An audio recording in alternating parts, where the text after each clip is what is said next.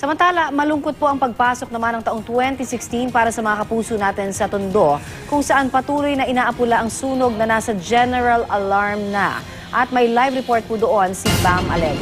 Bam?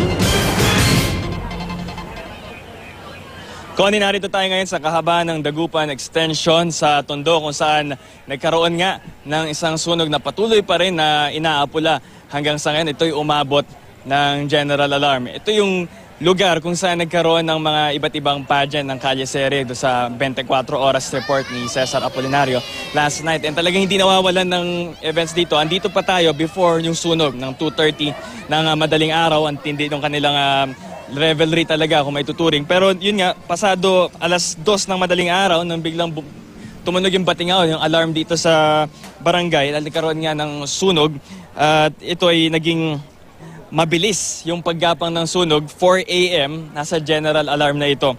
At yung pagdating dito ng mga fire trucks, naging problematic din yung access nila sa lugar dahil masikip yung mga kalsada. At yung mga nakapasok naman sa frontline na ubusan ng tubig dahil sa lakas ng sunog. Yan, nakikita ninyo sa inyong mga TV screen yung tindi ng sunog. May mga bumbero rin na nagsustain ng injury. Isang naiulat natin na nagkaroon ng first degree burn sa braso dahil nandun siya sa frontline at kailangan na niyang iatras yung fire truck dahil sa mainit na, no? At napaso siya ron sa side mirror. Samantala, yung mga residente ay hindi na alam, hindi magkamayaw sa gagawin dahil understandably, iba naging hysterical, naggalit sila dun sa mga bumbero. May iba nga na kinuyog pa raw yung bumbero at meron ding ilan nagpanic na, umiiyak. May mga nakainom din kasi coming from medianoche at meron din namang natutulog na at nabulabog sa kanilang pagkakahimbing.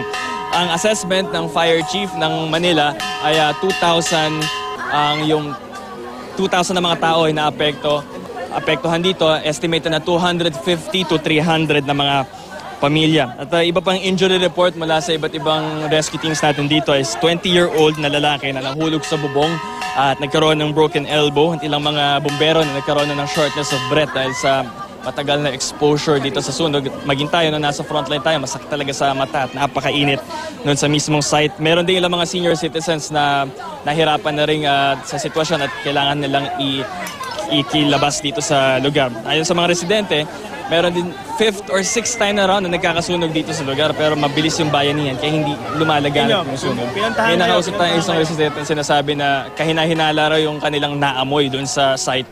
Sa kanilang first response, kung ilalarawan nila parang lang iso. Sa palagay ng iba, baka hindi ito aksidente, baka sinadya rin. Pero ayon sa mga otoridad, under investigation pa ang pinagmulan ng sunog na ito. Yan ang latest mula rito. Balik sa inyo, Connie. Bam, oo, makakamustahin lang din natin yung nabanggit mo kanina sa unang report mo na may kinuyog, di ba, na isang bumbero. Bakit nga ba ito kinuyog at kamusta na yung lagay niya? Okay, sabi ng mga leader ng mga bumbero, sanay na sila sa ganong response sa lahat ng mga sunog na yung frustration, yung galit, naghahalo-halo na. And yung mga bumbero naman, okay naman yung lagay nila ayon sa kanilang mga leader, hindi naman masyadong matindi yung nangyari. More of verbal assault din talaga yung nangyari dahil may mga naging hysterical nga. Yun nga, hindi nila yun sineseryoso, iniinda na lang nila itong problema nila. Hanggang ngayon kasi patuloy pa rin nilang inaapula itong sunog na sa ating likuran, Connie. Alright, maraming salamat, Bam Alegre.